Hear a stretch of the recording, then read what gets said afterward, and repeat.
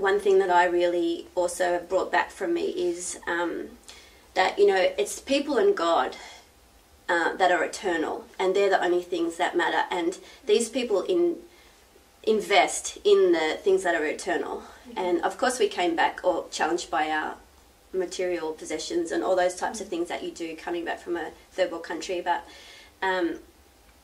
they have nothing. So you can literally change their day by buying them a nice block, buying them a Coke, you know, little treats that we do. And that's so important, because we know that the money that we've given and our church has given makes a huge difference, and we saw it with our own eyes how much the financial side of it can change what's happening in Zimbabwe.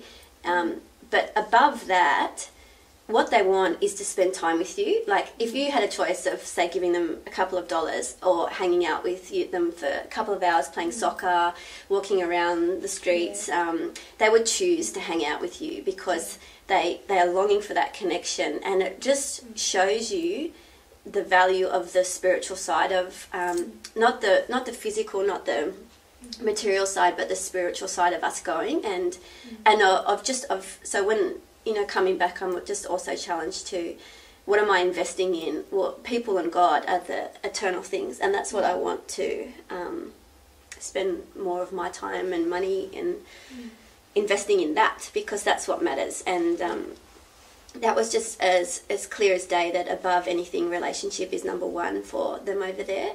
And when we were really, really blessed to be able to make great relationships with these kids, and really over in the whole scheme of things, our time was very short, especially mine.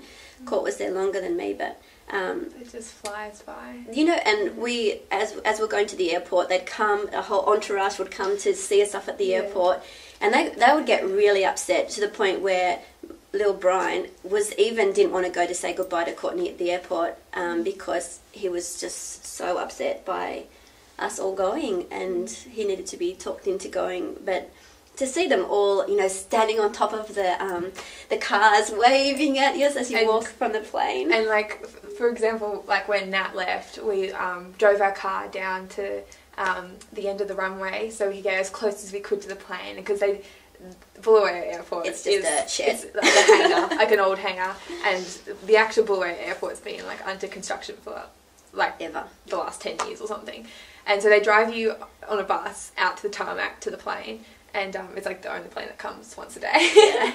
and so they drive you out there, and we're all standing on top of the car just waving, and it was awesome. And both Courtney and I were just bawling our eyes out when we had to leave, because it was, you know, you saw the value of spending time with people, and it wasn't just the people who were the receivers of the ministry, like the boys. Also the staff too. The staff are incredible people, and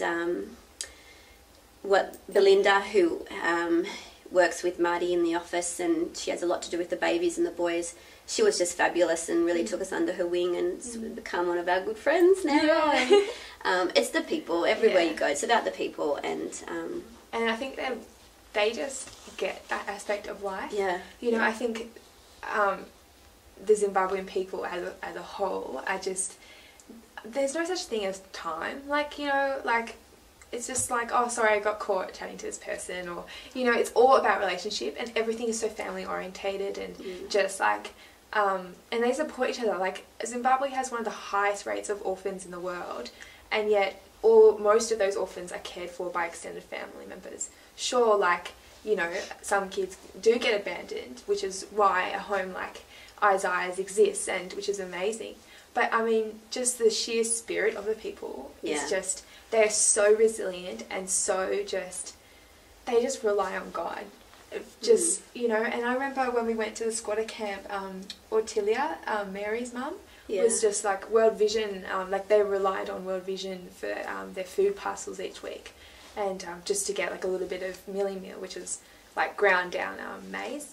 And World Vision hadn't been that week, and we asked, well, what are you going to do? And they're just like, oh yeah, we'll make a plan. Like, and we're just kind of like, what does that mean? Like, what do you mean you make a plan? Like, you have nothing. Where are you going to get this food from? Like, and somehow, like, they survive, and they look after each other, and they...